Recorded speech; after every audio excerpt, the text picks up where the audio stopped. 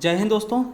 स्वागत है आपका हमारे YouTube चैनल ज्ञान RBL में। दोस्तों आपके लिए ये तीसरा मॉक टेस्ट है हिंदी का। देखिए समझिए, ये जो मॉक टेस्ट दोस्तों सभी एग्जाम के लिए इम्पोर्टेंट है, खास करके ये आपके यूपी ट्रिपल SC पेट के लिए, ठीक है। यूपी ट्रिपल SC पेट होगा और आने वाली वैकेंसी जो UPSI है दोस्तों, TGT PGT सभी के लिए मोस्ट इंपॉर्टेंट होने वाला है ये तीसरा मॉक टेस्ट। देखिए इसमें 40 क्वेश्चन होंगे और दोस्तों आपको लास्ट में ये बताना है कि आपने कितने क्वेश्चंस सही किए हैं दोस्तों, ठीक है। बहुत ही अच्छे क्वेश्चन होंगे। तो चलिए शुरू करते हैं दोस्तों आज का ये तीसरा प्रैक्टिस सेट। देखिए इसके पहले हमने 2 करवा दिए, अगर नहीं देखा तो आप जरूर देखिएगा। तो चलिए शुरू करते हैं।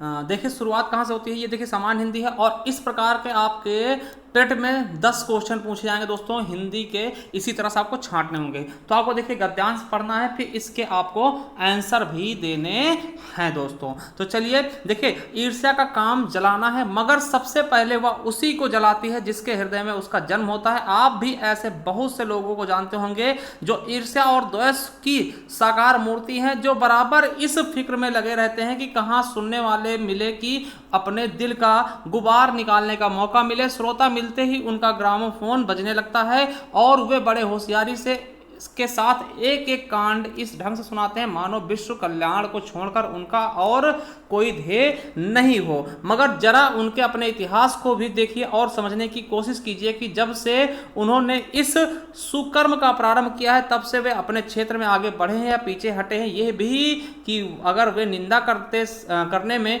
समय और शक्ति का अपव्यय नहीं करते तो आज उनका स्थान कहाँ होता। तो चलिए देखते हैं, पहला क्वेश्चन आ चुका है इससे। ईर्ष्या का काम है, क्या है ईर्ष्या का काम? तो आपको दिखाते हैं रुलाना, जलाना, हंसाना या नचाना दोस्तों। देखिए जैसे ही मुंह पर आते हैं शुरुआत में देखिए ईर्ष्या काम क्या है, जलाना है दोस्तों। तो क्या हो जाएगा हमारा बिल्कुल सही ऑप्शन क्या हो जाएगा, जलाना। चलिए अब देखिए गद्यांश का प्रयोग, तो ध्येय का क्या अर्थ होता है। अब देखिए ये गद्यांश में आपको नहीं मिलेगा। ध्येय का अर्थ क्या होता है ये आपको बताना। ध्येय मतलब क्या होता है, लक्ष्य दोस्तों। क्या एक प्रकार का लक्ष्य होता है ध्येय। तो हमारा सही ऑप्शन क्या हो जाएगा, A नंबर। ये देखिए पर्यायवाची शब्द हो सकता है, पर्यायवाची शब्द ऐसे मिलते हैं जो उसमें नहीं मिलेंगे। अगला है कि गद्यांश में ईर्ष्यालु व्यक्तियों की क्या होती है, प्रशंसा की गई है, स्तुति की गई है, खिल्ली उड़ाई गई या फिर उपासना की गई है दोस्तों। तो क्या उड़ाई गई है, उनकी खिल्ली उड़ाई गई है दोस्तों। क्या उनकी खिल्ली उड़ाई गई है, क्योंकि दोस्तों आपने देखा इसमें आपको जो पढ़ के आपको लगा होगा कि हाँ ईर्ष्यालु व्यक्ति जो होते हैं उनकी कहीं ना कहीं उनका मजाक उड़ाया गया है, उनकी खिल्ली उड़ाई गई, ठीक है। चलिए चौथा क्वेश्चन है, अपव्यय का क्या अर्थ होता है। अपव्यय समझिएगा,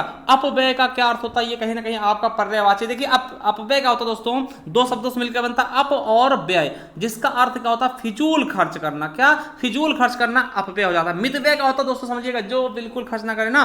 चलिए अगला है गद्यांश का उपयुक्त शीर्षक क्या होगा दोस्तों। 5 क्वेश्चन इसके हैं दोस्तों। तो क्या होगा उपयुक्त शीर्षक, तो आपने देखा होगा ईर्ष्या के बारे में इसमें बताया गया है। चलिए तो हमारे 5 क्वेश्चन हो गए। अगला है अधिकार में उपसर्ग है। अब देखिए उपसर्ग प्रत्यय का क्वेश्चन, तो अधिकार में क्या होता है दोस्तों, अधि प्लस कार। क्या अधि प्लस कार, ठीक है। जहां अधिकार का मतलब क्या होता है, किसी चीज पे हक जमाना, प्रभुत्व जमाना, कब्जा करना दोस्तों, ठीक है। अब देखिए तो हमारा सही ऑप्शन क्या हो जाएगा, अधि हो जाएगा। देखिए अगर पूछ ले अधिकार का विलोम शब्द क्या होगा, तो अनधिकार हो जाएगा, ठीक है। चलिए अगला धार्मिक में प्रत्यय। दोस्तों ये क्वेश्चन कई बार पूछा गया। धार्मिक में प्रत्यय क्या हो जाएगा, प्रत्यय जो होता है पीछे लगता है, आपको पता होना चाहिए। उपसर्ग पहले लगता है, तो क्या पीछे लगा दोस्तों, धर्म प्लस इक, धार्मिक दोस्तों। क्या धर्म प्लस इक, तो क्या हो जाएगा, इक हमारा प्रत्यय हो जाएगा। आकर्षण का विलोम क्या होता है दोस्तों, आकर्षण आपने सुना होगा, किसी चीज को आकर्षण करना, अपनी ओर खींचना। तो आकर्षण क्या होता है, विकर्षण हो जाएगा। क्या दोस्तों, विकर्षण हो जाएगा। तो बिल्कुल सही ऑप्शन हमारा बी हो जाएगा। चलिए जानने की इच्छा के लिए एक शब्द क्या होगा, जो जानने की इच्छा हो दोस्तों उसके लिए एक शब्द क्या होता है, जिज्ञासा। क्या दोस्तों, जिज्ञासा बोलते हैं जानने की इच्छा को दोस्तों। अभिलाषा, इच्छा, ये क्या है सब, अभिलाषा इच्छा का क्या है, पर्यायवाची है दोस्तों, ठीक है। तो ठीक है, तो ये चीजें आपको पता होना चाहिए, ठीक है। चलिए अगला है कथा का बहुवचन का। दोस्तों ये UPSI में पूछा गया क्वेश्चन है।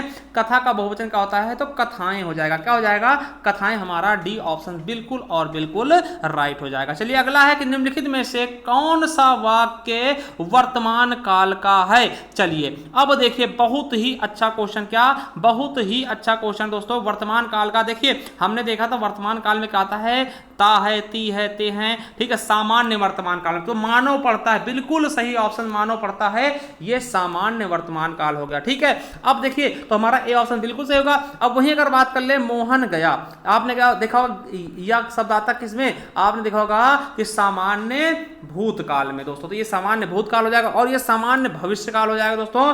और ये दोस्तों क्या होता है दोस्तों, देखिए अपूर्ण भूतकाल, ठीक है, तो रही थी रहे थे ना, तो ये सब चीजें समझ गए होंगे, तो हमारा सही ऑप्शन ए नंबर हो जाएगा। अगला है प्रश्नवाचक चिन्ह कौन सा, बिल्कुल आसान है दोस्तों, ये आपका प्रश्नवाचक चिन्ह है। ठीक है, ये है आपका क्या, अल्प विराम, दूसरा समझिएगा, ये अल्प विराम है और ये होता विस्मयादि बोधक का, और ये होता दोस्तों अर्ध विराम। ठीक है, ये अर्ध विराम है। ठीक है, एक क्वेश्चन आपसे छोड़ के जाएंगे कि दोस्तों ये वाला विराम कौन सा होता है, देखिए जो दो बिंदु होते हैं अनुपात जैसा होता है, इसको कौन सा विराम बोलते हैं, ये क्वेश्चन कई बार पूछा भी गया है। चलिए आप बताइएगा इसको हमें कमेंट बॉक्स में। चलिए, रास्ता देखना मतलब क्या होता है, मुहावरे का अर्थ क्या होगा, कहीं हमें आपका बहुत देर से रास्ता देख रहा था दोस्तों, ऐसे कहते नहीं कि रास्ता देख रहा था आपका भैया, तो रास्ता देखना मतलब क्या होता है, प्रतीक्षा करना दोस्तों, क्या होता है, प्रतीक्षा करना, भैया मैं आपका रास्ता देख रहा था। चलिए 14वां नंबर क्वेश्चन देखते हैं। अब देखिए अगला क्वेश्चन क्या है कि एक हाथ से ताली नहीं बजती, मतलब क्या होगा, मुहावरे करते क्या होगा, जैसे कभी आपने सुना होगा कि कहीं पे झगड़ा होता है, लड़ाई होती है, तो कहते नहीं कि एक हाथ से ताली नहीं बजती, मतलब कहीं ना कहीं दोनों की गलती है, तो इसका मतलब क्या होगा कि झगड़ा के लिए भैया दोनों पक्ष जिम्मेवार होते हैं। हमारा B option, sorry C option बिल्कुल और बिल्कुल राइट हो जाएगा भैया, कि झगड़ा के लिए कम से कम दो पक्ष तो चाहिए। जिस प्रकार से एक हाथ से ताली नहीं बजेगी, उसी प्रकार से एक लोग में कभी झगड़ा नहीं होता, अकेले में कोई झगड़ा होता नहीं होता, बिल्कुल नहीं होता दोस्तों। ठीक है, चलिए निम्नलिखित में से दंत वर्ण कौन सा है दोस्तों, देखिए बहुत अच्छा क्वेश्चन है कि दंत वर्ण कौन सा है, आपको पता होगा सा से सरवता क्या होता है, दंत। ठीक है, ये टा क्या होता है, मूर्धा होता है, उप क्या होता है दोस्तों, ओष्ठ होता है ना, अकु विसर्जन नाम कंठा, और ये हा क्या होता है, कंठ होता है। ठीक है, तो सबके बारे में हमने बता दिया, तो हमारा सही ऑप्शन का हो जाएगा ए नंबर। अगला है निम्नलिखित में से अनुनासिक वर्ण कौन सा, देखिए अनुनासिक वर्ण कौन सा है, ये आपको बताना। देखिए अनुनासिक वर्ण आप पंचमा अक्षर को कह सकते हैं दोस्तों। ठीक है, कितने होते हैं, तो 5 है दोस्तों। कौन कौन से हैं आपको बताते हैं कि सभी का अंगा हो गया, ठीक है, इया हो गया, ठीक है, अड़ा हो गया, और दोस्तों ना हो गया, और मा हो गया, ये होते हैं अनुनासिक व्यंजन जो कि दोस्तों मतलब नाक से बोले जाते हैं, और इनको पंचमा अक्षर भी कहते हैं दोस्तों। कोई मिल रहा है तो हमारा ये मिल रहा है सी नंबर। देखिए ये पांचों हैं, तो पांचों में से केवल और केवल हमें सी नंबर मिल रहा है माँ। ठीक है, चाहे अंगा हो, इया हो, अड़ा हो, ना हो, माँ हो, सभी के सभी क्या है अनुनासिक है, तो हमारा माँ ऑप्शन बिल्कुल राइट हो जाएगा। अगला है महेंद्र का संधि विच्छेद होगा दोस्तों, महा प्लस इंद्र, महेंद्र, आ और ई मिलके ए हो गया, यानी क्या हो गया आपका गुण संधि होगा दोस्तों। क्या हो गया, गुण संधि होगा, बिल्कुल अच्छे समझिएगा, आ और ई मिलके ए हो गया दोस्तों, गुण संधि का उदाहरण हो गया महेंद्र। ठीक है, चलिए अगला क्वेश्चन देखते हैं। राज दरबार में कौन सा समास है दोस्तों, बिल्कुल अच्छे से तो समझिएगा, राज दरबार यानी कि राजा का दरबार। देखिए का की के यानी कि इसमें देखिए कारक के चिन्ह पाए गए हैं, तो कारक चिन्ह जहां कहीं भी पाए जाएंगे वो क्या होगा आपका तत्पुरुष समास। ठीक है, देखिए द्विगु समास में क्या होता है, पहला पद संख्यावाचक, द्वंद्व समास में क्या होता है, दोनों पद प्रधान होते हैं, जैसे माता पिता जिसमें योजक चिन्ह पाया जाता है। ठीक है, अव्यय भाव में पहला पद क्या होगा, प्रधान होगा। ठीक है, और उपसर्ग लगा हुआ होता है तो वो भी अव्यय भाव समास ही होता है। चलिए यथासंभव, देखिए अव्यय भाव समास का उदाहरण मिल गया। यथासंभव, देखिए यथा क्या है दोस्तों, उपसर्ग लगा है, यथासंभव जितना जल्दी संभव हो सके ना, तो दोस्तों इसका सही आंसर क्या हो जाएगा, बिल्कुल अच्छे से हमने बताया अभी, अव्यय भाव समास हो जाएगा इसका बिल्कुल सही ऑप्शन। देखिए अव्यय भाव समास का पहला पद प्रधान होता है। ठीक है, कर्मधारय समास समझिएगा, इसमें बहुत पूछा था, इसमें विशेषण विशेष और उप में उपमान का संबंध भी होता है, और बहुब्रीहि समास में कोई भी पद प्रधान नहीं होगा, इसका तीसरा पद प्रधान होगा, और तत्पुरुष समास में क्या होता है, कारक चिन्ह का लोप पाया जाता है। ठीक है, बिल्कुल अच्छे समझिएगा। चलिए अगला क्वेश्चन है 20 नंबर, निम्नलिखित में से कौन सा शब्द विदेशी है, समझिएगा विदेशी शब्द कौन सा है, बिल्कुल अच्छे से बताइएगा दोस्तों। तो विदेशी शब्द अगर हम देखते हैं दोस्तों, तो बिल्कुल सही ऑप्शन क्या हो जाएगा दोस्तों, मील। मील क्या है, ये विदेशी शब्द है, ये दूरी का ही मात्रक होता है दोस्तों। देखिए मयूर ये संस्कृत का शब्द है, वचन हो गया संस्कृत का ना, मध्य दोस्तों ये सब क्या है, ये आपके तत्सम शब्द है ना, तो दोस्तों आप समझ गए होंगे मील क्या है दोस्तों, ये आपका विदेशी शब्द है। अगला हिमालय किस प्रकार की संज्ञा है, देखिए हिमालय क्या है दोस्तों, हिमालय केवल और केवल एक ही है, यह किसी व्यक्तिवाचक संज्ञा का उदाहरण है। क्या है, व्यक्तिवाचक संज्ञा का ही उदाहरण है। ठीक है, अभी पूछ लेता पर्वत। दोस्तों पर्वत क्या होता है, तो पर्वत आपका हो जाता है जातिवाचक, क्योंकि पर्वत के अंतर्गत बहुत सारे पर्वत आ जाएंगे। ठीक है, और हिमालय केवल एक व्यक्तिगत चीज का नाम है दोस्तों। ठीक है, चलिए अगला है निम्नलिखित में से प्रश्नवाचक सर्वनाम कौन सा। देखिए जहां पे प्रश्न पूछने का बोध हो वही प्रश्नवाचक हो जाएगा। बिल्कुल अच्छा समझिएगा दोस्तों, कौन आ रहा है, तो कौन आ रहा है क्या, प्रश्नवाचक हो जाएगा। समझिए जो या सो किसके उदाहरण है, तो संबंधवाचक सर्वनाम के उदाहरण है। कोई दोस्तों क्या है, अनिश्चयवाचक का है, मगर कौन किसका है, तो प्रश्नवाचक का। तो हमारा डी ऑप्शन बिल्कुल और बिल्कुल राइट हो जाएगा। चलिए अगला है कि निम्नलिखित में से संख्यावाचक विशेषण कौन सा। देखिए जहां पर कहीं गिनने की बोध होगा वही क्या होगा, आपका संख्यावाचक। देखिए संख्यावाचक भी दो प्रकार का होता है, निश्चित अनिश्चित ना, तो समझिएगा, कोशिश करिएगा समझने की। देखिए यहां पर गरीब क्या है, गरीब संख्यावाचक तो है नहीं दोस्तों। ठीक है, गरीब आदमी। ठीक है, तो ये दोस्तों गुण है। कैसा, ये देखिए सार्वनामिक विशेषण हो गया। सफेद दोस्तों ये किसी चीज का गुण हो गया। ठीक है, तो कुछ शब्द क्या है, यही संख्यावाचक शब्द हो सकता है। क्या कुछ हो जाएगा दोस्तों संख्यावाचक शब्द, अनिश्चित संख्यावाचक। देखिए कुछ हम बोल दें कुछ आदमी आ रहे हैं दोस्तों, कुछ आदमी आ रहे हैं मतलब क्या, कुछ ना कुछ संख्या होगी मगर हम गिन नहीं पा रहे हैं, इसलिए क्या होगा, अनिश्चित संख्यावाचक शब्द। ठीक है, चलिए अगला देखते हैं कि निम्नलिखित में से कौन सा हवा का पर्यायवाची नहीं है मेरे दोस्तों। तो हवा का पर्यायवाची निम्नलिखित में से कौन सा नहीं दोस्तों, तो आपको पता होना चाहिए कि हवा का कौन सा नहीं है दोस्तों। वायु है, पवन है, समीर है, मगर सलिल नहीं है दोस्तों। क्या सलिल हवा का पर्यायवाची नहीं है। तो सलिल है किसका दोस्तों, तो आपको याद होना चाहिए ये जल का पर्यायवाची है। किसका है, जल का पर्यायवाची है। चलिए अगला क्वेश्चन देखते हैं, निम्न में से कौन सा शब्द शुद्ध है दोस्तों। शुद्ध शब्द आपको बताना है कि इसमें से शुद्ध शब्द कौन सा है दोस्तों। तो आपको बता दें कि ज्योत्सना दोस्तों ये शुद्ध है, ज्योत्सना शुद्ध है। देखिए पुण्य ये गलत है, पुण्य लिखा जाता है अड़ा होगा। ठीक है, क्षमा कैसे होता है आपको पता है, क्षमा ऐसे लिखा जाता है। और उन्नति कैसे लिखते हैं दोस्तों, उन्नति इस तरह से दोस्तों, छोटी ई की मात्रा लगती है। तो हमारा सही ऑप्शन क्या होगा, ए नंबर। चलिए अगला है कि कौन सा शब्द अशुद्ध है। अब देखिए अभी हमने शुद्ध देखा, अब अशुद्ध शब्द बताना है दोस्तों कि अशुद्ध शब्द निम्नलिखित में से कौन सा है दोस्तों। तो पूज्य दोस्तों ये गलत होगा, पूज्य नहीं होता, पूज्य होता। क्या होता है, पूज्य होता दोस्तों। ठीक है, तो ये शब्द क्या है दोस्तों, अशुद्ध है। ठीक, क्या है दोस्तों, बिल्कुल अच्छे समझिएगा, पूज्य शब्द क्या है, अशुद्ध है दोस्तों, इसमें बड़े उ की मात्रा लगनी चाहिए थी। चलिए अगला क्वेश्चन है 27 नंबर, निम्नलिखित में से कौन सा शब्द स्त्रीलिंग है दोस्तों। देखिए कौन सा शब्द स्त्रीलिंग है इसके बारे में आपको बताना। देखिए प्रभाव डाला जाता है, भाषा होती है, निर्माण किया जाता है, विवाह होता है दोस्तों। तो भाषा होती है, तो यही हमें बोल के पता चल रहा है कि भाषा होती है, भाषा बोली जाती है। तो ये दोस्तों यही क्या है, स्त्रीलिंग हो जाएगा। चलिए अगला क्वेश्चन, निम्नलिखित में से कौन सा वाक्य क्या है, शुद्ध है दोस्तों। मैं घर जाना है, बिल्कुल गलत है। मैंने घर जाना है, बिल्कुल गलत है। मैंने घर जाने हैं, बिल्कुल गलत है। मुझे घर जाना है, तो बिल्कुल सही ऑप्शन हमारा सी नंबर हो जाएगा, मुझे घर जाना है मेरे दोस्तों। ठीक है, बिल्कुल अच्छे समझ गए होंगे। चलिए आदेश का अंग्रेजी अनुवाद क्या होगा, आदेश देना। क्या कहते हैं, आदेश दे रहे हो तुम, ऑर्डर ऑर्डर सुना जा रहा हो ना, तो ऑर्डर ऑर्डर क्या होगा, आदेश हो गया। हमारा ए नंबर ही बिल्कुल राइट हो जाएगा दोस्तों, आदेश। ठीक है, देखिए रिक्वेस्ट मतलब क्या होता है दोस्तों, तो निवेदन होता। समझिएगा, ये आपके पत्र लेखन वाली चीजें ये पूछे जाएंगे। तो रिक्वेस्ट मतलब क्या होता है, निवेदन होता दोस्तों। क्या होता है, निवेदन। गाइड मतलब क्या होता है दोस्तों, दिग्दर्शन, है ना, कहते हैं गाइड कर लो, दिग्दर्शन दोस्तों।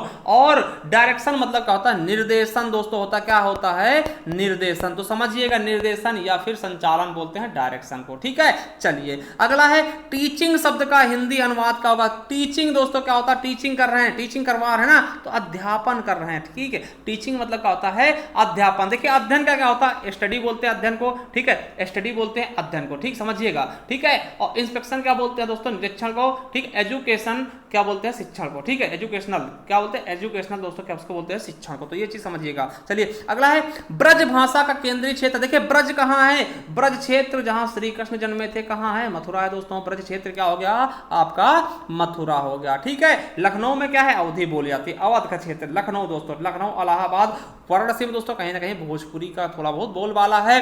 तो दोस्तों ये समझिएगा। ठीक है, लखनऊ आपका क्या होगा, बिल्कुल सही ऑप्शन क्या हो जाएगा आपका, मथुरा। ब्रज क्षेत्र मथुरा है दोस्तों, मथुरा। ठीक है, समझिएगा मथुरा। ठीक है, मथुरा वृंदावन। चलिए अगले आगे देखते हैं। देखिए अगला क्वेश्चन आ गया आपका कि हिंदी को निम्नलिखित में से किसमें वर्गीकृत नहीं किया जाता है। तो किसमें दोस्तों वर्गीकृत नहीं किया जाता हिंदी को, ये आपको बताना है बिल्कुल अच्छे से दोस्तों, ठीक है। तो 32 का हमारा बिल्कुल सही ऑप्शन कौन सा हो जाएगा दोस्तों। देखिए पहाड़ी हिंदी होती है, देखिए 5 उपभाषा होती है दोस्तों, ठीक है। पहाड़ी हिंदी देखिए और पश्चिमी हिंदी भी होती है, पूर्वी हिंदी होती है, मगर दक्षिणी हिंदी नहीं होती दोस्तों। यही हमारा बी ऑप्शन बिल्कुल गलत हो जाएगा दोस्तों। देखिए पहाड़ी हिंदी होगा, पश्चिमी हिंदी होगा, पूर्वी हिंदी होगा और राजस्थानी हिंदी होता है और बिहारी हिंदी। क्या राजस्थानी हिंदी और बिहारी हिंदी कुल 5 उपभाषाएं होती है जिनके अंतर्गत 17 बोलियां आपकी आती हैं। तो दक्षिणी हिंदी का कोई बोलबाला है ही नहीं। चलिए अगला क्वेश्चन है, अर्धशासकीय पत्र के संदर्भ में कौन सा कथन क्या है, गलत है दोस्तों। अर्धशासकीय पत्र के संदर्भ में कौन सा कथन क्या है, गलत है दोस्तों। देखिए इसका स्वरूप व्यक्तिगत पत्र के समान होता है, बिल्कुल। देखिए अर्धशासकीय क्या होता है, अपने बराबर के लोगों के लिए दिया था, ठीक है। तो ये बिल्कुल सही है। दूसरा, ये पत्र अन्य पुरुष में लिखा था, नहीं दोस्तों ये बिल्कुल गलत है। अगला है, औपचारिक शब्दों से प्रारंभ करने की आवश्यकता नहीं है, ये भी सही है। और प्रायः समान स्तर के अधिकारियों के साथ ऐसा पत्र व्यवहार होता है, बिल्कुल हमने बताया कि समान के साथ होता है, मतलब अपने के बराबरी वाले, ठीक है। तो दोस्तों यही बी ऑप्शन बिल्कुल और बिल्कुल गलत हो जाएगा, तो हमारा बी ऑप्शन राइट। चलिए अगला क्वेश्चन है, निम्नलिखित में से कौन सा वर्ण घोष है। देखिए घोष जिसको सघोष भी बोलते हैं और अघोष और सघोष होते हैं, ठीक है। तो घोष क्या होता है, जिनमें कंपन होता है दोस्तों, ठीक है। तो देखिए बिल्कुल सही ऑप्शन क्या होगा, गा। गा क्या है दोस्तों, घोष है ना। तो दोस्तों देखिए सघोष अघोष है ना, अघोष सघोष, तो पहले वाले अघोष हो जाते हैं, फिर अगले मतलब पीछे वाले क्या होता है। देखिए दो का खा क्या होंगे, का खा, ये वाले क्या होते हैं, ये अघोष होंगे, फिर गा घा अंगा ये क्या होते हैं, सघोष हो जाते हैं, यानी घोष हो जाते हैं, ठीक है। चलिए अगला है, संहार का संधि विच्छेद क्या होगा, संहार का संधि विच्छेद क्या होगा। तो देखिए बिंदी क्या होगी, मां बैठू के समधनहार। देखिए समधन ये भी है, मगर इसको आप मत करिए क्योंकि मां के नीचे क्या हलंत लगे, समधनहार दोस्तों, ठीक है। व्यंजन संधि, क्या व्यंजन संधि। चलिए अगला है, निम्नलिखित में से कौन सा शब्द तत्सम है। तत्सम मतलब क्या, संस्कृत वाला दोस्तों। तो संस्कृत वाला आपको देखकर लग ही रहा होगा कि चक्र दोस्तों, इस पे देखिए ये रा लगा है दोस्तों, ये क्या हो जाएगा, यही हमारा क्या है, तत्सम शब्द है दोस्तों। क्या है, तत्सम शब्द है, ठीक है। तो ये समझ गए। देखिए चांद का क्या होता है, चंद्रमा होता है। छेद का छिद्र होता है और छत का क्या होता है दोस्तों, छत्र होता है, ठीक, छत्र होता है। चलिए अगला है, निम्नलिखित में से कौन सा शब्द तद्भव है। मतलब क्या है तद्भव, मतलब क्या, हिंदी वाला। देखिए योगी, यौवन, जीव या फिर जीर्ण दोस्तों। तो बिल्कुल सही ऑप्शन क्या, जीव दोस्तों, जिह्वा होता है इसका तत्सम शब्द, ठीक है। चलिए अगला है, निम्नलिखित में से प्रेरणार्थक क्रिया कौन सी। देखिए प्रेरणार्थक क्या होता है, जब कोई काम हम ना करके दूसरे से करवाएं दोस्तों, या फिर बड़े आ की मात्रा, दो लास्ट वाले में दोनों में बड़े आ की मात्रा होती है, जैसे उठना, उड़ना, दिलाना दोस्तों। देखिए दिलाना, तो बड़े आ की मात्रा दोनों शब्द में अंतिम में बड़े आ की मात्रा आ रही है, प्रथम प्रेरणार्थक क्रिया का ही उदाहरण। तो हमारा सी ऑप्शन बिल्कुल और बिल्कुल राइट हो जाएगा दोस्तों। क्या, सी नंबर दूसरा बिल्कुल बिल्कुल और बिल्कुल राइट हो जाएगा, ठीक है। चलिए दिलाना, दिलवाना दोस्तों, दिलवाना सेकंड प्रेरणार्थक होती है, ठीक है। चलिए अली और अली कई बार पूछा गया दोस्तों, ठीक है। अली और अली, भंवरा सखी दोस्तों, क्या, भंवरा और सखी दोस्तों, बिल्कुल सही होगा। चलिए लास्ट क्वेश्चन आपका कि निम्नलिखित में से कौन सा वाक्य संयुक्त है दोस्तों। संयुक्त क्या होता है, जब दो वाक्य जुड़ते हैं दोस्तों, क्या, दो वाक्य को जोड़ा जाता है, ठीक है। तो देखिए दोस्तों बिल्कुल सही ऑप्शन देखेंगे 40 से कौन सा होगा। मैंने लड़की को बुलाया दोस्तों, सरल वाक्य है। उन्हें ना नींद आती है ना भूख प्यास लगती है। देखिए 2 सेंटेंस है दोस्तों, बिल्कुल अच्छा, यही हमारा क्या हो जाएगा, संयुक्त। क्या हो जाएगा, संयुक्त वाक्य, सरल, संयुक्त और मिश्रित दोस्तों, ठीक है। चलिए एक चीज आप देखिएगा दोस्तों, ये मोटिवेशन है कि तू मेहनत तो कर, वक्त तेरे लिए खुद बदलेगा दोस्तों। ये आपको समझ में आ रहा होगा कि मेहनत आप करते जाइए, वक्त आपका एक दिन जरूर आएगा, ठीक है। तो इसी के साथ दोस्तों हम इस लेक्चर को यहीं पर विराम देते हैं। आपको कैसा लगा दोस्तों, आपने कितने क्वेश्चन राइट किए हैं, ठीक है, हमें जरूर बताइएगा। और आपको अगर ये मॉक टेस्ट अच्छा लग रहा था, हमें ज्वाइन भी कर लीजिएगा, बेल आइकन प्रेस करिएगा। थैंक यू, धन्यवाद। मिलते हैं नेक्स्ट वीडियो में दोस्तों। और हमने दोस्तों आपको बता दें कि जो आपके यूपी पेट है दोस्तों, इसका कितना स्कोर सेफ होगा दोस्तों, उसके लिए हमने अभी आज वीडियो बनाई दोस्तों, वो जरूर देखिएगा। उसमें आपको कुछ ना कुछ जरूर देखने को, समझने को मिलेगा। थैंक यू, धन्यवाद। मिलते हैं नेक्स्ट वीडियो में।